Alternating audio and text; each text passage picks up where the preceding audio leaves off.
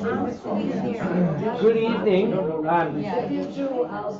There are some seats up here. There are some seats in the back. And so I encourage everybody to take those seats or take one of those seats. I am, and I believe, how many people do we have on Zoom? 43. We have 43 people joining us on Zoom.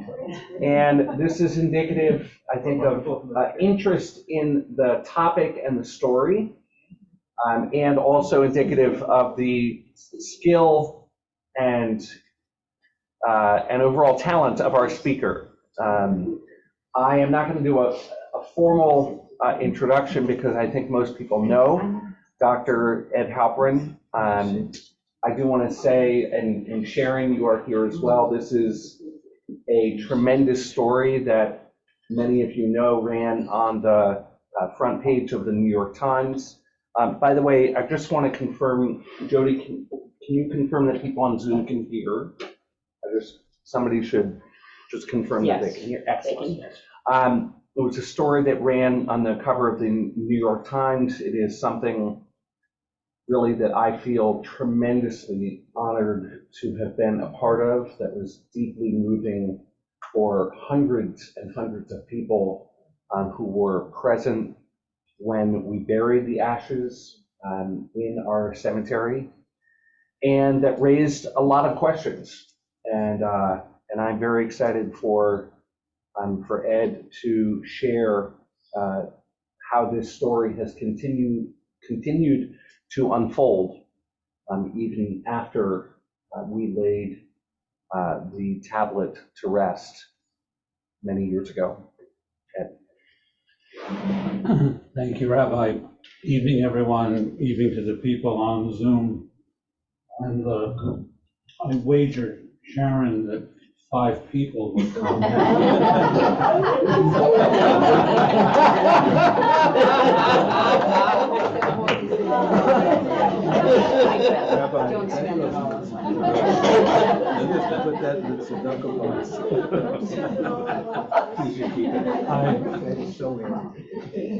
For the people on Zoom, I couldn't figure out whether I was being discourteous to the people here by sitting over there and then no one would see me because I'd be behind them, or whether it was better off here. So I decided I'd face the audience that was here. The subject I want to talk with you about is the development of new scientific evidence, which has very much changed the story I told everyone in Durham in 2014 about the Dachau ashes, which we had analyzed and we had buried. And the story I'm going to tell you is a lot more complex and a lot more sinister than I appreciated originally. And for those I haven't met, my name is Edward Halperin. I'm the Chancellor and CEO of New York Medical College in Valhalla, New York, and a professor of radiation oncology, pediatrics, and history, and I hold the chairs in biomedical ethics after the Holocaust. New York Medical College is part of Durham University. Some of you will not be familiar with these names, but they're relevant to the story I have to tell you tonight. So I'll take a half a minute and tell you what these places are. New York Medical College is one of the oldest health science universities in the United States. It was founded in 1860. Now we have a medical school, a dental school, a podiatry school, a graduate school, a school of health professions, and a nursing school. If there are any New Yorkers listening or here, this is Flower Fifth Avenue. Or to pronounce it correctly, Flower Fifth Avenue. Durham University was founded in 1983.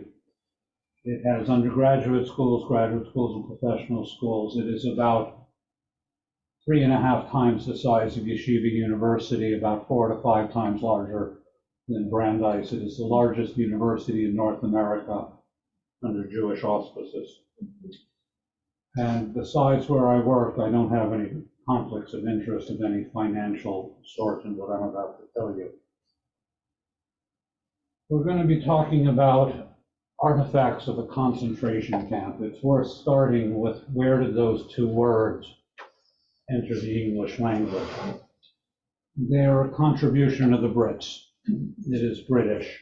In the Anglo-Boer Wars of 1899 to 1903, Queen Victoria's army is increasingly frustrated by the resistance of the Boers, of the Afrikaners on the tip of Africa. The Afrikaners have their own states, the Cape Colony, the Orange Free State, the Transvaal, and they're driving the British Army nuts.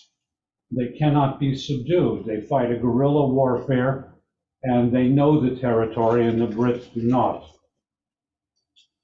In this French cartoon making fun of British gallantry, the British come up with a solution.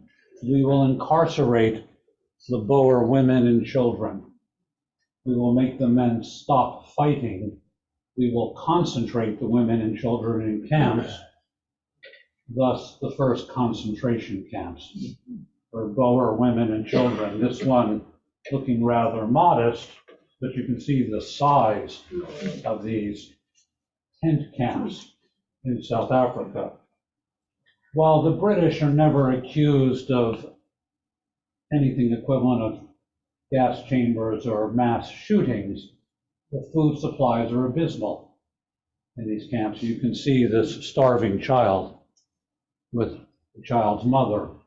And there are estimated to have been 25, 50,000 deaths of Boers in these camps. And don't think that Hitler didn't know all about this. He did, and he made reference to, why are you criticizing me? The British invented these. It is from this concept that we end up with German concentration camps and killing factories. The territorial changes of Germany with the rise of Hitler in 1933 until the onset of the war in 1939, or German takeover of the Rhineland of Czechoslovakia, the Anschluss with Austria. And as Germany expands, an active program of incarceration of Jews, political prisoners, Roma occurs. And then with the onset of the war, Russian prisoners of war. While there are a group of well-known concentration camps, Majdanek, Auschwitz, Orangeburg, Bergen-Belsen, and in southwest Germany, Dachau, we are continuing to learn of the enormous number of camps, sub-camps of the concentration camp system. Dachau, as I said, is in southwestern Germany, is one of the earliest ones because it is on German territory, not Polish territory. It has access to rail lines. And for the people who have visited, I have not, I am told that it's in a residential area, that people were in houses nearby and could see the walls and could see into the camp on the east side of town. The entrance to Dachau is the same as the entrance to Auschwitz. Arbach macht frei, work makes you free. The United States Army enters the camp in April 1945. We have extensive photographs from those first few days, stacks of bodies in rail cars, shower. It is one of the rare episodes of loss of command and control of the United States Army.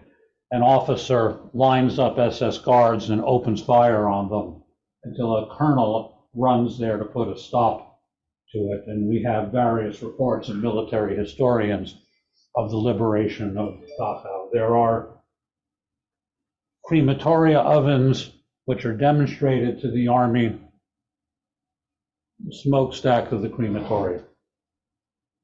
I'm sorry, I'm in your way? No.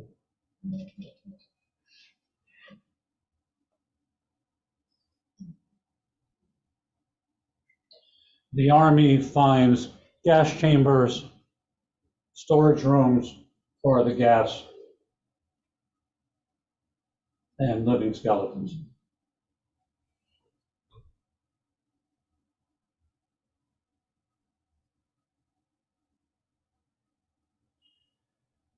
The prisoners, knowing that the army is arriving, have broken themselves up into national groups. And the US Army is greeted by an assortment of makeshift flags of the various national groups. And we see recent prisoners and prisoners with the army, those who were capable of walking. And among the people who visit the camp early is Walter Coresby Jr. He is originally in the Air Corps, but he's found to have a heart murmur by an Army doctor and is given a desk job. He's from Western North Carolina. He's an addressograph repairman. Remember addressagraphs? Mr. Coresby, for mass mailing, Susan, it's metal plates and you'd run the envelopes through them before printers, an addressograph. Mr. Coresby is a smoker, and he reports that on visiting the camp, a prisoner says, "Here are ashes from the crematorium, American soldier. Remember what you saw here." He puts them in his metal cigarette case. Stays in his pocket, comes back to Western North Carolina. The metal cigarette case with the alleged ashes go in his nightstand. And that's where they stay.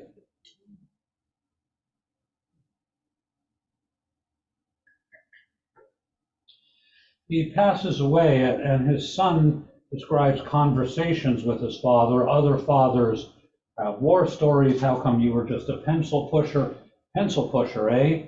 Well, let me tell you what I saw.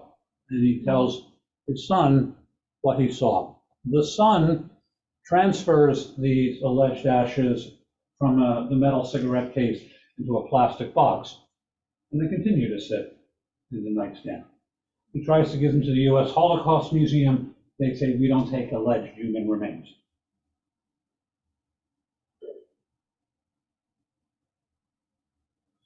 A phone call is made to another phone call to a contact, and eventually Rabbi Feldman says, "There's Sharon Halperin and the North Carolina Holocaust Speakers Bureau. Maybe they'll talk to you about that." So let me acknowledge Sharon, the Holocaust Speakers Bureau, Debbie, Rose, and the others, Marinda, who I will show you a picture of, who brought the ashes, and also I'll acknowledge Michael Roy, whose story I'm going to tell in a few minutes, and the monument. So Sharon goes to a Starbucks, and Marinda pushes a plastic box across the table, and Sharon brings it home.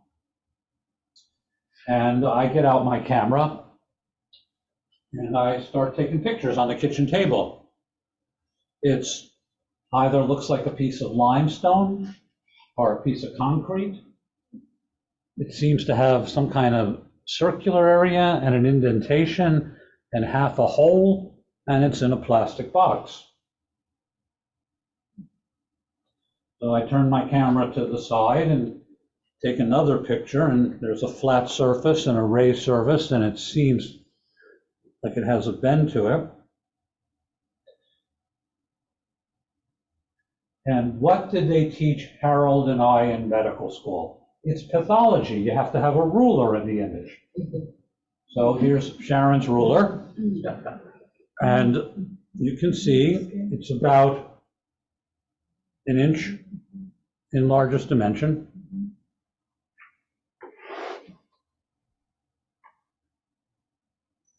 And much to Sharon's horror, I put it in my suitcase and take it to New York in my checked baggage. You did what? Put it in my suitcase. And I get to New York and I make a couple of calls. I need a collaborator. So my pathology department puts me in touch with the New York City Police Laboratory, the Office of the Medical Examiner of the City of New York. And this is on the east side of Manhattan. I'm just south of NYU Medical Center. Bellevue's up the street, and it is called the Milton Halperin Institute of Forensic Medicine. Its name is spelled differently than mine, but when I took pathology in medical school, it was still when they expected you to go to class. So they would read the roll call, and they would get through the C's and the D's and the F's and the G's and the H's, and all the pathologists would say Halperin, and I would say here, and they'd say, Milton's son? And I said, no, sir, it's H-A-L, not H-E-L, it's for... But he was very famous because anytime any mobster got rubbed out in New York, then on the evening news, you'd see medical examiner Halperin says. Then out of boredom, one day, one of the pathologists says, Halperin, I said, here. He said, Milton's son. I went, did you get an A? So he wrote a once, memoir. pardon me? He wrote a memoir that helped inspire the series Quincy. Quincy, yeah. Oh. Yeah. So now I'm in upstairs after you get past the guards. It's a very sad place because you enter the lobby and the lobby is filled with people looking to identify bodies. Someone died in the subway, someone was found in a city park, someone was found and they don't have an identification, and so people come. So now I'm upstairs. Let me introduce you. This is Bradley Adams. This is Donald Siegel, and this is Kevin Alter. Kevin was a college student who was helping me on the project. Bradley Adams is a forensic anthropologist. A body washes ashore with no head, and you read in the newspaper, police say it's the body of a 15 to 25-year-old. The cause of death was a knife wound. It was a female. And you want to know, how do they know that? That's what Bradley does. Dr. Siegel is a biochemist, and he is well known in these circles because he came up with a technique which will be relevant to our story of figuring out whether there were human remains in the ashes of 9/11 using a technique I'm going to describe to you.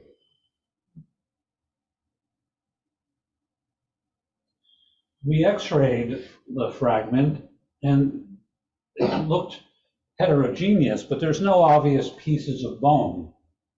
And the biochemist told me, I'm not going to be able to find any DNA unless I can find some bone or marrow to go after, and I'll have to destroy the specimen to even look. So let's try the 9/11 technique on the surface. Surface is covered with human protein. How do we know it's not surface contamination from handling? We need to crack it in half and look in the middle. We need informed consent from the survivors to crack it in half. And I said, informed consent from the survivors. By the authority vested in me as Chancellor of New York Medical College, give it to me. And so you see our hands crack it in half and taking specimens. And you can actually see Bradley Adams' work over here, bone identification on the table. The center was filled with human protein. Now, I can't tell you whether it's from one person or 20 people. I can't tell you whether these were Jews or Roma or Russian prisoners of war or political prisoners, gay and lesbian incarcerated people. I don't know. I can tell you it's human protein, hemoglobin, collagen. The technique is called proteomic mass spectrometry. So if you remember your chemistry, proteins are made of amino acids. There's an amino group, carboxyl group, and then this R group, which differs among the little more than 20 amino acids, is what decides which amino acid is proline, leucine, cysteine, cysteine, and you string them together and you've got a protein. So a protein you can sort of think of like a pop bead necklace that a child might have with these amino acids strung, and then they start folding upon themselves in secondary, tertiary, and quaternary structure. And in evolution, we share a lot of our proteins. You know, the joke, we've got 92% of our DNA is no different than a banana. Well, that's true for proteins, because proteins that make good bone, they make good bone. There's no reason for evolution to have made human bone proteins any different from that of a cow or a duck or a sheep. Once it's good compact bone, it's good bone. So what this bar graph is showing is shared proteins, horses, bats, cows, what's unique and what's shared. The takeaway message is a lot of our proteins are very common, and it takes a lot of sleuthing to show that it's likely human rather than not. Proteomic mass spectrometry is you take the protein, you denature it, and you fire it in a machine which ionizes it, and you see how it bends in magnetic fields. Okay, that's it for biochemistry for today, but I assure you it's a well-established technique to understand protein fragments. Okay, so it contains human protein. Now what am I supposed to do with it? Well, I consulted a couple of historians, including our own Bethel's Karen Shapiro. And Karen's comment was, well, you see how much trouble some museums have from displaying remains of indigenous tribes. You photograph it, you study it, but it should be buried. But more importantly, was the Coresby family. This is Marinda, who I've thanked. This is Mr. Coresby, and obviously Sharon. And Mr. Coresby's, it's his material, it's not mine. Mr. Coresby says, I want it buried in sanctified ground, and I want to witness it.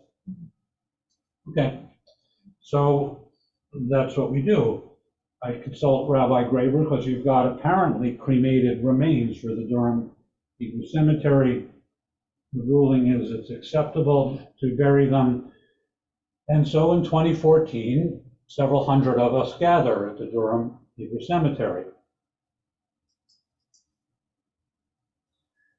Here's Sharon as the master of ceremonies explaining what's going to happen.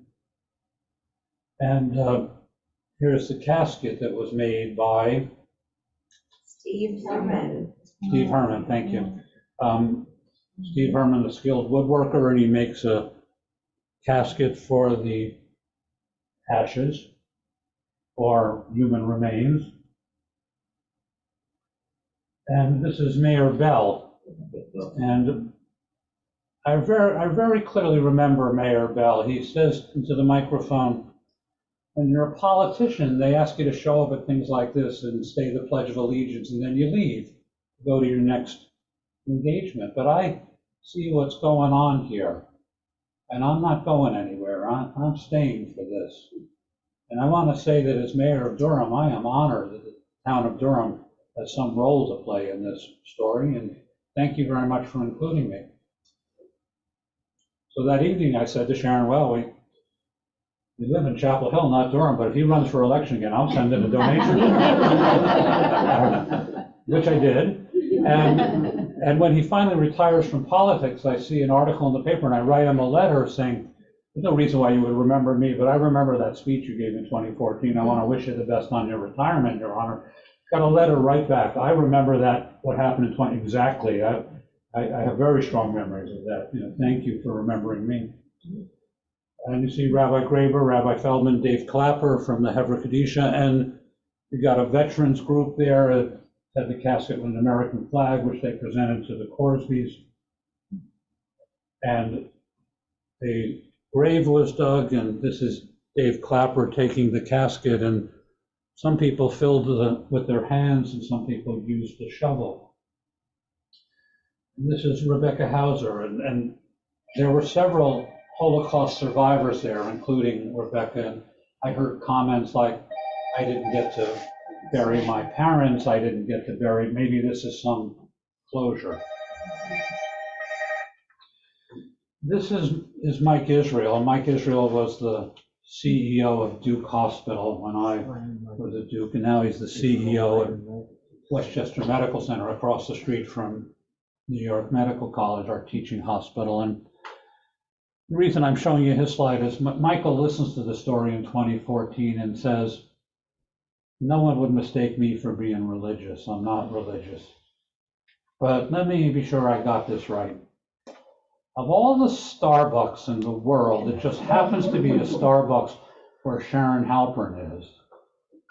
And Sharon Halperin just happens to be married to Edward Halperin, who just happens to be the only person I know who, when someone says these are ashes from the crematoria, and any normal person would say, yeah, they're ashes from the crematoria. You're the only person bizarre enough to say, oh no, let's take it to the New York City Police Laboratory and analyze it to see what it is.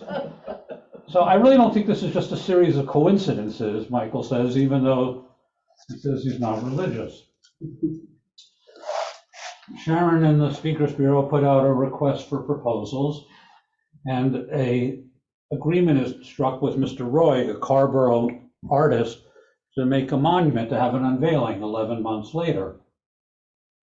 So the community gathers. Mr. Roy has installed it on concrete footings over the grave. He's fabricated a dish for stones. You see Dave Clapper again. Sharon is the master of ceremonies. I see Abby Zarkin in the back. Rabbi Feldman's holding the microphone. This is Mr. Roy speaking about the artwork he had created to mark the location. I see Gary and Abby stand Raboy. And I turned my camera around taking pictures, and I took this candid picture of Sibby Sager to try to show you the emotion of people, both for the burial and for this. If you look at the expression on her face and the way she's holding her hand, staring at what's going on, it gives you some sense of what it felt like to be there. And the Speakers Bureau put up this descriptive plaque on the rusted fence of the cemetery to say what's buried there. And as the crowd left and the monument was unveiled, Rabbi Graber and Rabbi Feldman, and that's what it looks like. And Sharon has brought some pictures and other things for those of you who are here that you might want to take a look at when I'm done about it. And what happens now? Well, if you go to the cemetery, there is a sign, Durham Hebrew Cemetery, and you encounter this flame-like monument which can rotate in the wind. So for the subsequent 8.5 years, I would take pictures of Sharon speaking to school groups. School teachers would bring children to the cemetery to have the story told of the Durham Dachau ashes and learn about it for their curriculum in Holocaust education. And that was the end of the story until it wasn't. And last fall, I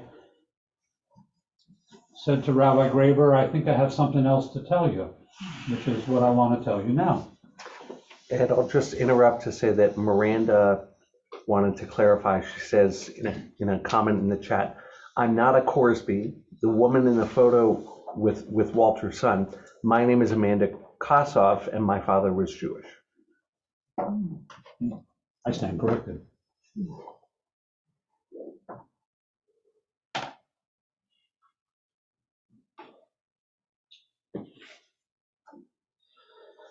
I got an email from the biochemist last summer, and he said that the material that we studied in 2014, I've got some news for you. I found 4 other ones. They're in museums in Cape Town, South Africa, and in Yad Vashem.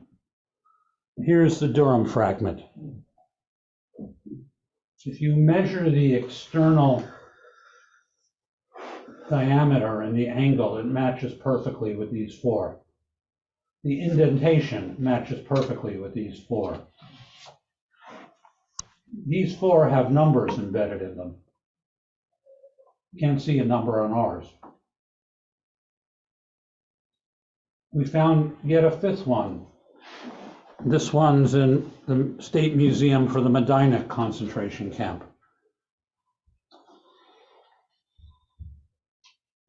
Now, let's look at what the donors said when they gave these to the museums. He stated at the time he was told by Poles that it was covered in fat and used as soap that was given to those being sent to the gas chambers. No details. Described as a bar of soap.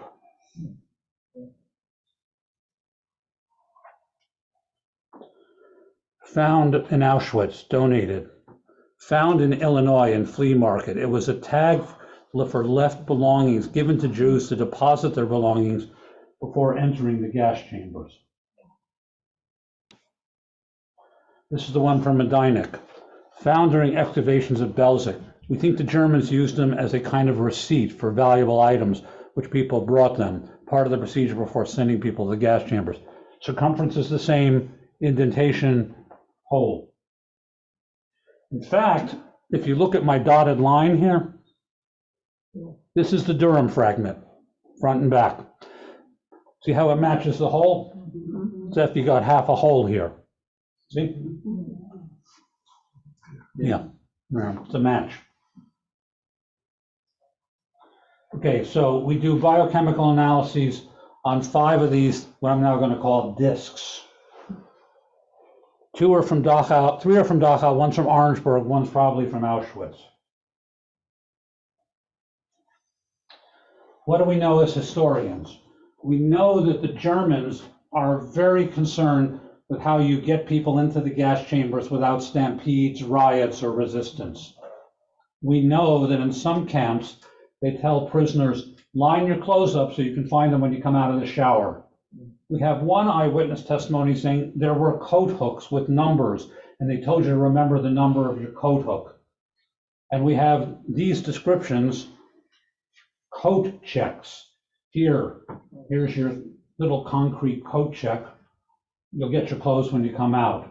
Or here's soap to use in the shower. You dip these, what appear to be pieces of concrete in fat and tell people it's soap. So you're going to get people off the trains into the gas chambers, so you're going to deceive them to do so.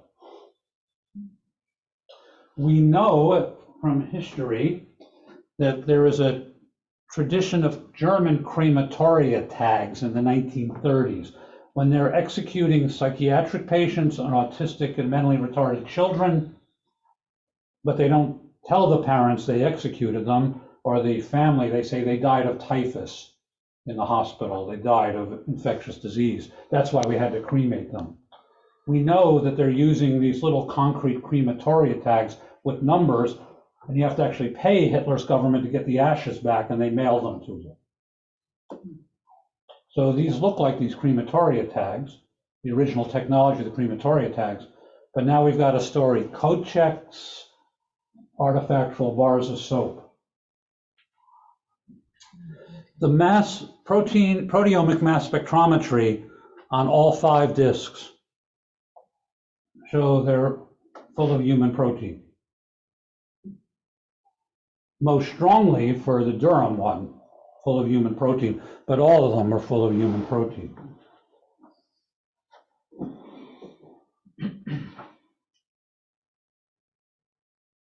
And this is what a mass spectrometry looks like, the peaks for the various amino acids.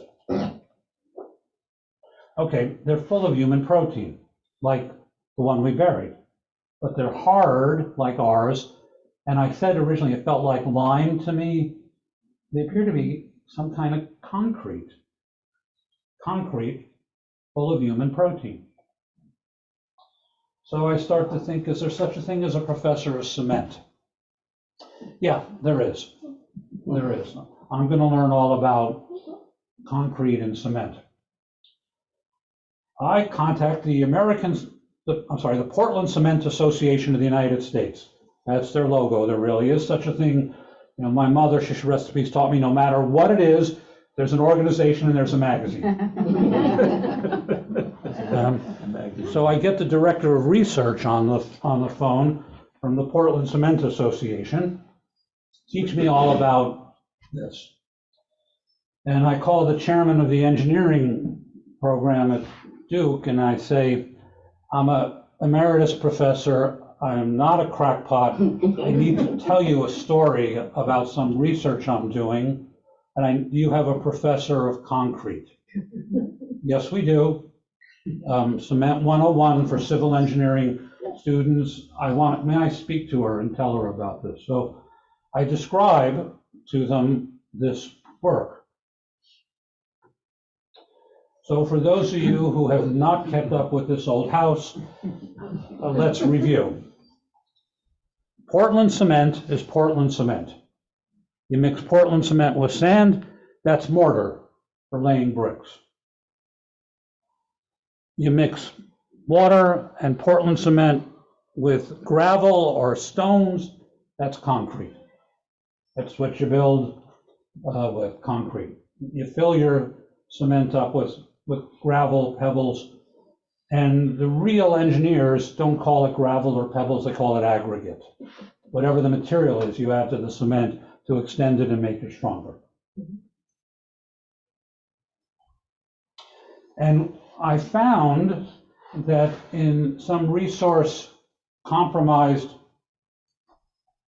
places in Africa where they don't have access to quarries and trucks and road systems, people try to make concrete out of animal bones as a source of aggregate because it's a ready source of calcium and they grind up the bones.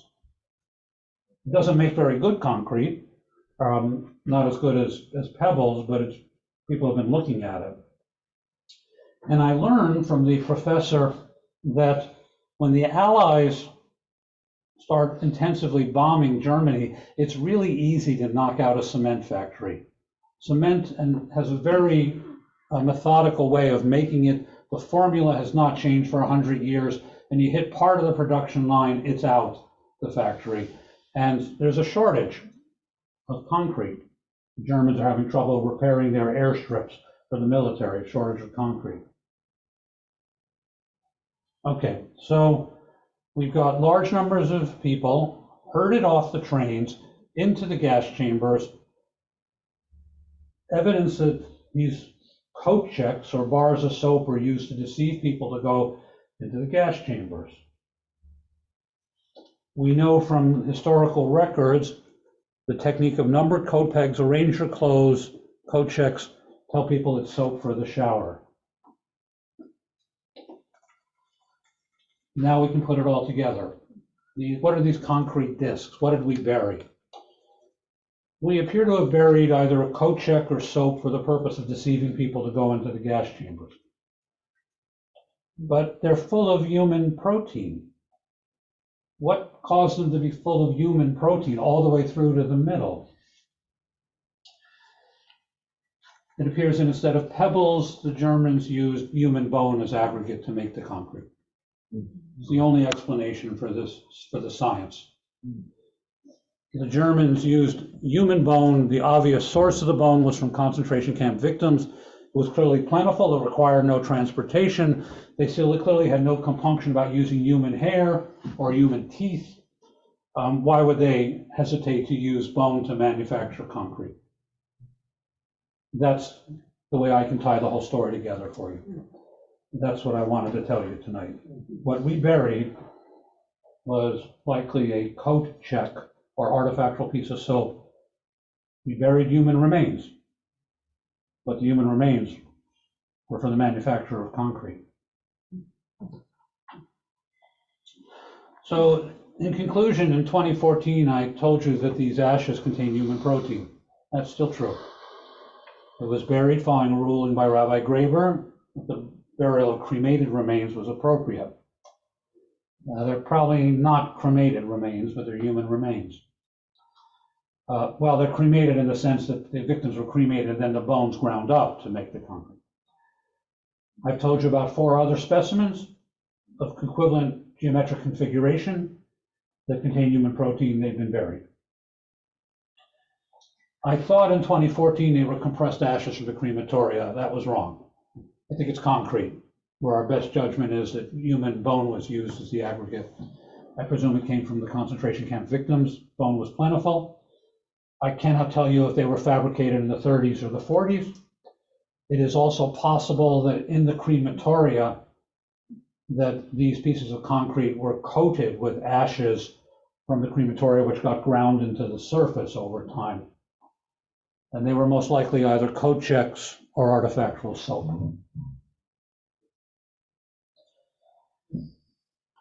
Finally, the story today illustrates that anyone who says everything that needs to be said, written, or spoken about the Holocaust has been said or written about is wrong. New scientific techniques continue to aid our understanding of this era of history. Maybe the story I told you is a demonstration why we need universities like New York Medical College in Durham, where inquiries of this type are valued, and there are donors willing to finance this kind of work. If this topic interests you, if you want to grab a screenshot or take a picture, this is the report in Nature Scientific Reports last year of what I've showed you for the protein mass spectrometry. This is the article Rabbi Graber alluded to in the New York Times. This is an article that Kevin and I wrote after the burial in 2014 with what we knew at that time. Once again, I thank Amanda, and I thank Mr. Roig, and I thank Sharon and the Speakers Bureau and Rabbi Graber for the invitation. Thanks for listening. And I thought a good way to begin the discussion would be to ask Rabbi Graber to serve as a respondent to this. He's had a chance to see some of these slides in advance and see what he has to say, and then I'm happy to talk about it. Thank you.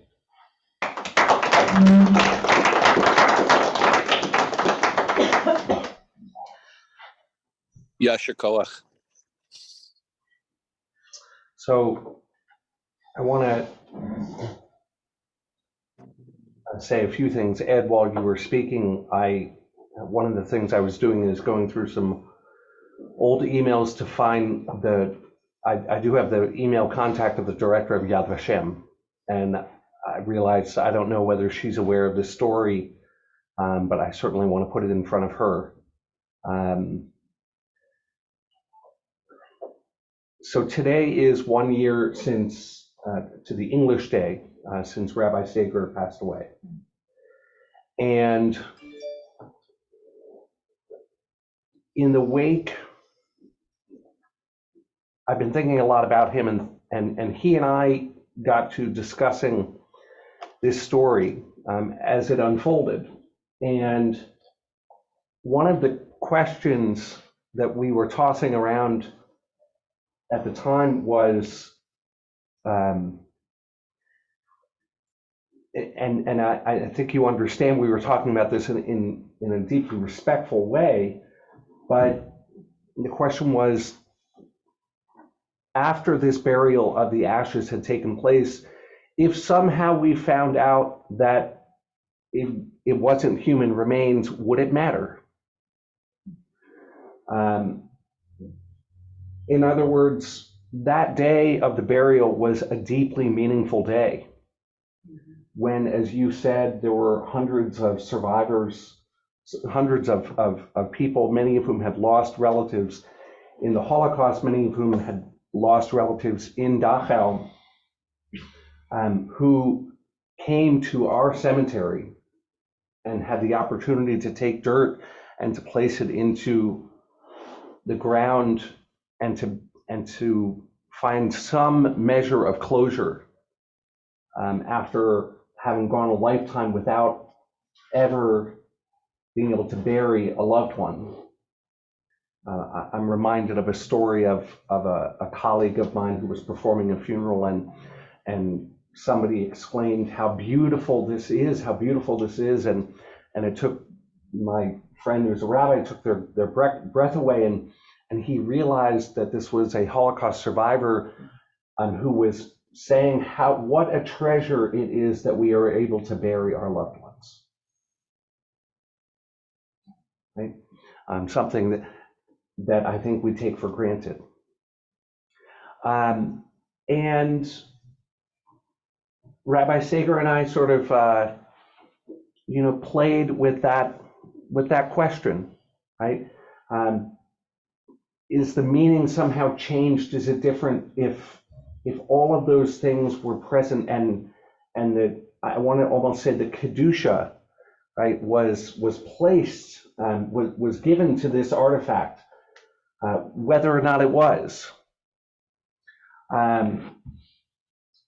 And there's a parallel story. I don't want to take us too far afield, but there's a parallel question you can ask about the Exodus from Egypt.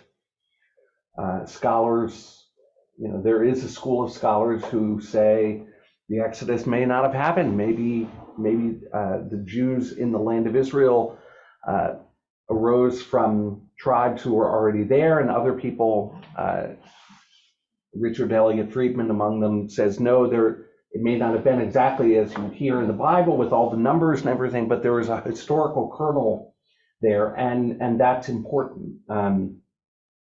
And I think to bring it back as a response to your presentation, to the work that you've done over so many years, I think that the thing that resonates with me so much is the deep belief that history matters, that it does matter. And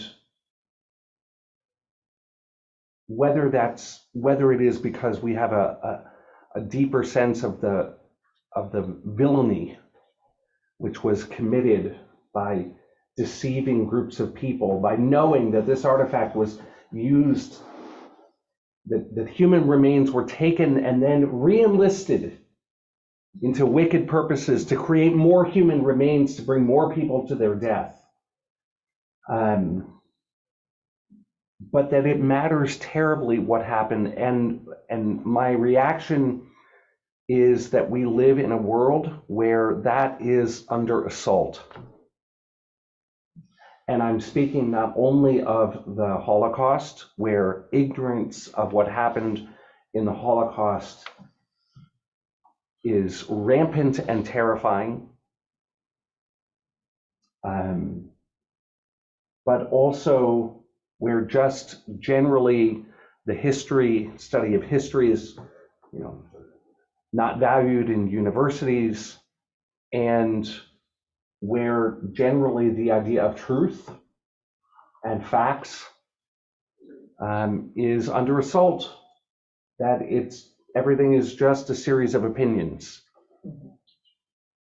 And this sort of, and it has been said in many ways that the Jewish tradition, the version of the Ten Commandments that we have, God introduces God's self to the Jewish people, does not say, I am the Lord who created the heavens and the earth. That's not the way that God introduces God's self. God says, I am the one who took you out of the land of Egypt. I am God who entered history and participates in history. And that the Jewish tradition, perhaps our greatest contribution in terms of theology, is understanding God not as being the unmoved mover, as sort of a great force of physics, but actually a God who is invested in history and in what happens in this world. And history matters. And memory matters. And the story that you've told us, this weaving story of finding the professors of concrete and the medical examiner's office and Holocaust museums in South Africa and Majdanek, and going to all of these places is not only worth it, but there's something central there that to me just feels like all of civilization in some way depends upon it. So I'm deeply grateful. I'm humbled to have been a little observer and to have played a small part in how all of this unfolds. And I will say to Sharon, the work which you do in bringing the kids of our community couldn't be more important at this time. I wish that I could tell you that, well, I'm just going to share with you, I'm going literally from here over to the home of one of our Bethel members whose child has been dealing with anti-Semitism in our local high schools. That's where I'm going from here. And unless we continue to invest the resources to study history and to teach history, and if left alone, ignorance will prevail. So. Thank you, Reverend. Before we go to general discussion, Sharon, anything you want to add either about what you brought or anything about this? Thank you for asking me. What I'm worried most about is that we rectify the signage at the cemetery to reflect the accuracy of what you've uncovered. I do not want Holocaust deniers or revisionists to say, this is not true. What you have buried here are not ashes. So how can we fix this?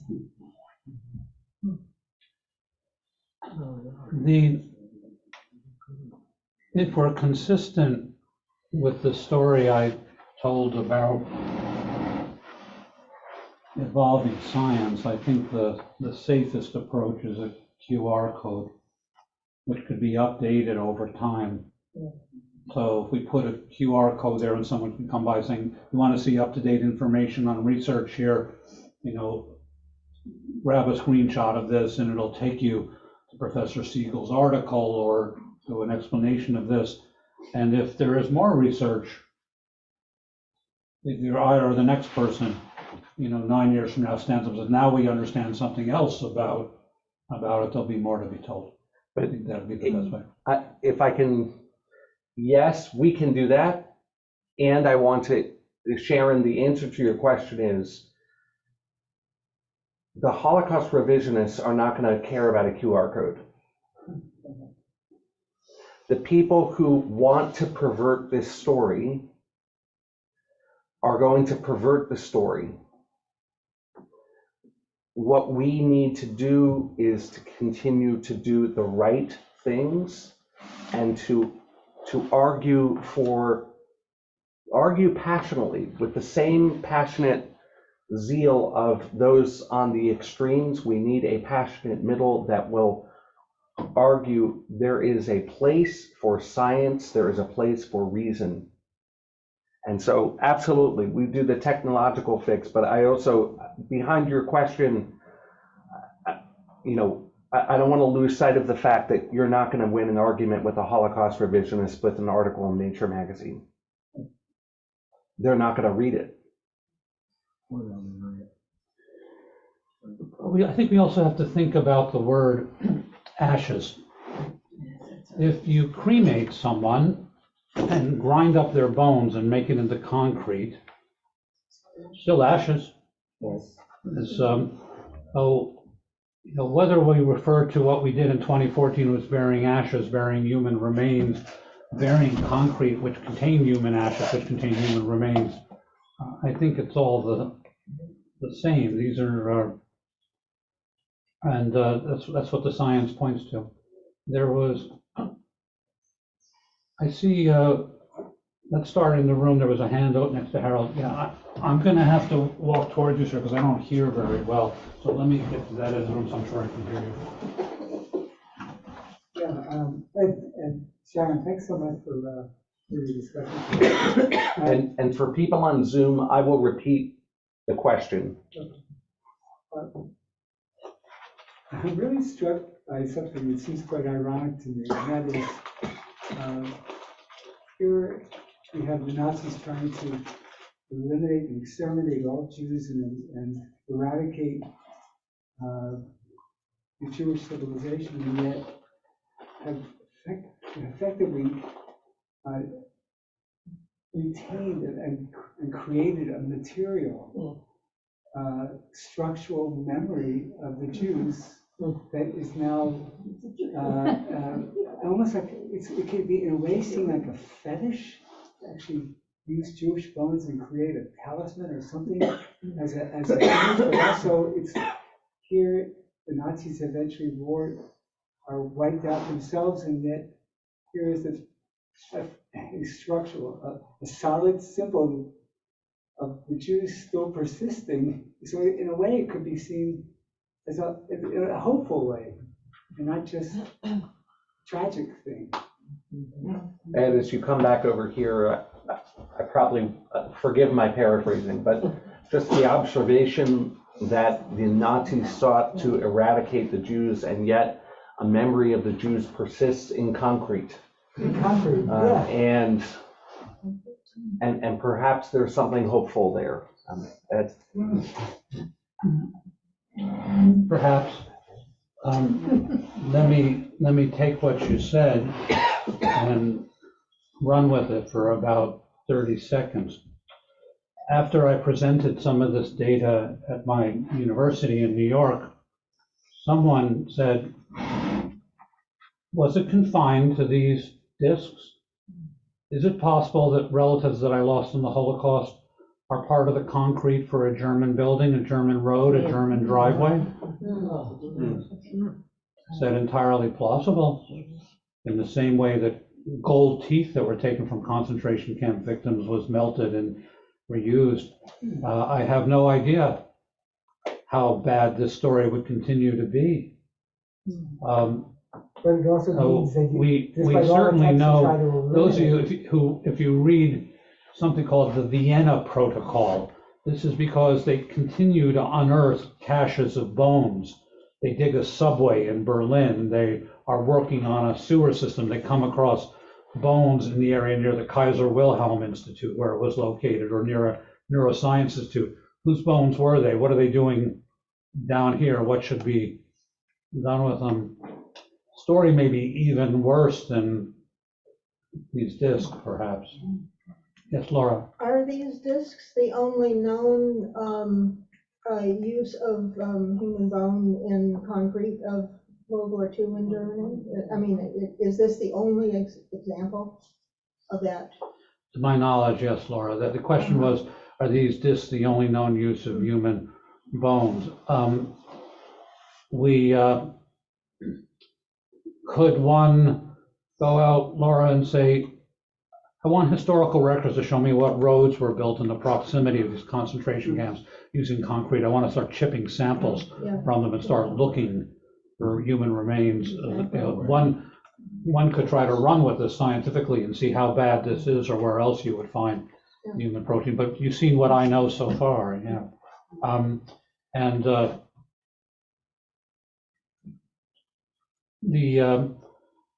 the museums chose to bury their discs after this paper was published.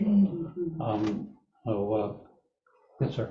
Yeah, I want to speak to, it's not a question, but I just want to give the audience of everyone assembled here and on Zoom a little perspective, because of course I love the idea about the QR code updating it. It's the proper thing to do, but this is so valuable. I did not live here. I was not here in 2014. I didn't live here at the time, but I'm a child of Holocaust survivors, and this large Landsmannschaft that my parents belonged to in New York City, the Radimer Mutual Society, at our cemetery on Long Island, there is a cenotaph. And the cenotaph is a monument that was erected around 1962, I believe. I'm going to be there in October. I'm not sure I'll find the answer to that, and it has for everybody who was in New York or elsewhere in North America who wanted to have the names of their family members inscribed on this. It's rather large, and that's what it is. And that was the only closure that all of these Holocaust survivors had. And they understood it was not human remains, it was not their family, but it was as close as they could get. It was a visual. I could tell you that if, I don't believe there's a single survivor left. My aunt in Paris died 3 days before her 100th birthday a year ago. She may have been the last of that group, of that cohort. But for those Holocaust survivors, this burial, whether you want to call it, whatever you want to call it, it was human remains of concentration camp victims. That's what matters. To be hair splitting, the deniers, I agree with the rabbi, the Holocaust deniers are not even going to come around and start hair splitting. Well, what is this? How accurate is it? It's accurate. You've proven it to us. It's human remains, and that's the value of it. And that can't be denied to any thinking person. And I just share this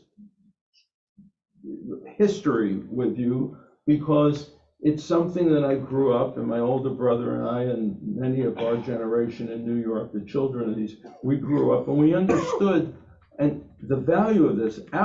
The great grandchildren of all of these survivors, we are now inculcating them in this, and so history is being carried forth. And I don't know about the other Radama societies in Los Angeles, and it was small. New York was the large one, and that was the value. And there was actually one person, not a family member of ours, who was the inspiration for this and who was the driver of that, and he too is deceased. Anyhow, thanks for letting me share. Yes, Susan. I'm wondering about the burial of the other 4. Were they all buried together?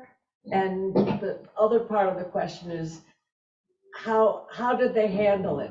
Did they do it similar to the way we did it in the Durham Cemetery? I mean, is there a monument or a plaque or a statue? I don't know. All I know is one of the professors I contacted said, there are techniques that engineers have where you can bounce various forms of light off the concrete, and I can tell you some things about it that would be done in addition to the proteomic mass spectrometry. And when I inquired, they said, oh, too late. They both in South Africa and Israel, they've been buried. But I don't know anything about the specifics of the burial. I see Michael Roy on. Michael, is there anything you want to say about the monument or the story you've heard? You'd have to unmute yourself.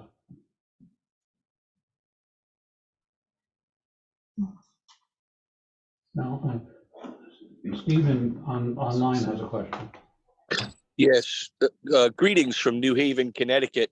I just wanted to congratulate the Holocaust Speakers Bureau down there and my cousin Sharon Halperin and you, Ed, for all your efforts to make sure that this awfully sad piece of history wasn't lost to the greater history, and that it had a respectful ending back in 2014 through your all great efforts, and then that you update the story for us today so that we could be reminded about this not far from Holocaust Remembrance Day. So thank you.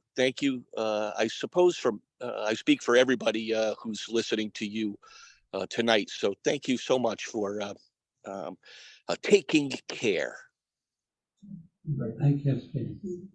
Yes, we have a comment in the room, please. I have a question actually with the Speakers Bureau. Is there any relationship with the Chapel Hill Public Schools to incorporate any kind of Holocaust education in the curriculum? You're smiling like, get real. Hey, you were making eye contact towards me. You should be turning 90 degrees to your left. And you've got No, that's sort what I was of... saying. I was looking at, and she was looking at me like, get real, Audrey.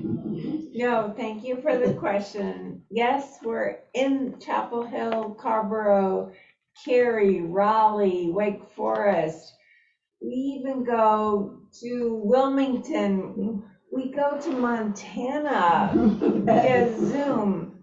Yes, we are vibrant, we are thriving. And the school system, it's not just like one-on-one, is there any No. official? Huge Collab. classes, yes. Okay. And we're blessed, the North Carolina legislature passed a mandate that Holocaust education be performed for every middle and high school public school student.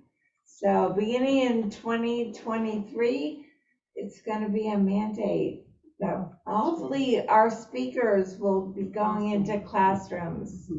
I have to add to that. So we live close to the school for the arts, the high school for the arts in Durham. And I walk by there sometimes on the way to the bread store. So I go by their playground area around noon fairly frequently. So just the other day, I was walking by and one of the girls there was reading a fairly substantively serious book, you know, a real book, not a textbook or something like that. And so I asked her what she was reading, and it was one of the Holocaust memoirs. So, yeah. I couldn't, Thank you. Bob, were you raising your hand or something? No. Other comments or questions in the room or online, please?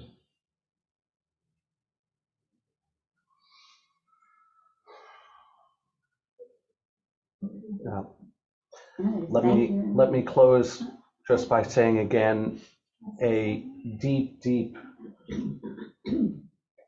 thanks to you, and to everyone who has helped to do this research, to learn the history, to learn one more horrifying element of something that both defies description and demands our efforts to remember and record and pass on history and memory to the future. So thank you.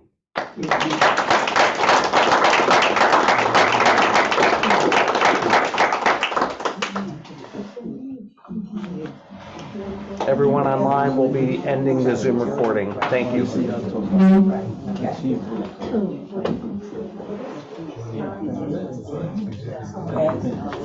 So, Ed, I realize also I just got back from the U.S. Holocaust Memorial. Went there in the African American History Museum with a group from Bethel and the River Church, and I contacted the head of the U.S. Holocaust Memorial also. I think you should give this, they must have for these sorts of presentations.